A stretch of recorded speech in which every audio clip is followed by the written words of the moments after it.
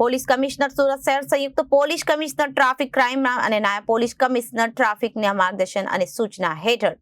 Hazira ONGC highway number 53 ખાતે આવેલા service road પર ભારે વાહનોને ગેરકાયદેસર પાર્કિંગ અનુસંધાને સુરત શહેર ટ્રાફિકની ટીમ દ્વારા ઓએનજીસી કંપની દ્વારા આપવામાં આવેલા ભારે વાહનોના લોક સાથે જ લઈને તમામ ગેરકાયદેસર પાર્ક કરેલ વાહનોને લોક કરવાની કામગીરી કરવામાં આવી હતી। પોલીસ કમિશનર સુરત શહેર સંયુક્ત પોલીસ કમિશનર અને ટ્રાફિક અને ક્રાઇમ તથા નાયબ પોલીસ કમિશનરના માર્ગદર્શન અને સૂચના અનુસાર હજીરા ઓએનજીસી હાઈવે નંબર 53 ખાતે આવેલા સર્વિસ રોડ પર ભારે વાહનોને ગેરકાયદેસર પાર્કિંગ અનુસંધાને સુરત શહેર ટ્રાફિકની ટીમ દ્વારા ઓએનજીસી કંપની દ્વારા આપવામાં આવેલ ભારે વાહનોને લોકની સાથે લઈને તમામ ગેરકાયદેસર પાર્ક કરેલા વાહનોને લોક કરવાની કામગીરી કરવામાં આવી હતી। તેમજ પોલીસ કમિશનર રિજિયન 4 ના આયોજન મુજબ અને આજ રોજ ભારે વાહન ચલાવતા વાહન ચાલકોને લેફ્ટ લેનમાં વાહન ચલાવવા માટે તેમજ સર્વિસ રોડમાં પાર્કિંગ ન કરવા માટે સમજ પણ આપવામાં આવી હતી।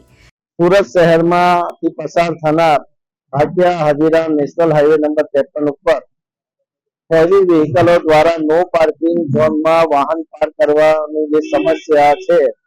તેનો નિકાલ કરવા માટે આજે સુરત શહેર ટ્રાફિક પોલીસ દ્વારા હેવી વ્હીકલોને લોક મારવા અંગેના લોક લાવવામાં આવેલ છે અને લોકિંગની કામગીરી આજે ચાલુ કરવામાં આવેલ છે। ખૂબ ટૂંક સમયમાં નો પાર્કિંગ ઝોનમાં પાર્ક થતા વાહનોની સમસ્યાનો કાયમી ઉકેલ લાવવામાં આવશે। તેમજ આજે હેવી વ્હીકલના જેટલા પણ ડ્રાઈવરો છે એને મોટી સંખ્યામાં એકત્ર કરવામાં આવેલ છે અને તેમની સાથે